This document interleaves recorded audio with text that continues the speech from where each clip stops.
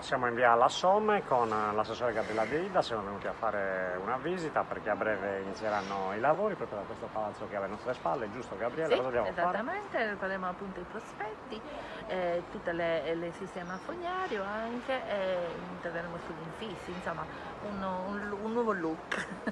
No, abbiamo avuto modo di confrontarci anche in maniera vivace, in maniera non semplice con i residenti, gli abbiamo spiegato quello che faremo, qua faremo anche l'efficientamento energetico, mentre sugli altri palazzi che erano stati fatti solo le facciate. Solo le facciate, sì, poi stiamo valutando anche l'installazione, perché ci sono alloggi, un'installazione per un ascensore, in quanto ci sono presenti persone che hanno problemi anche di disabilità.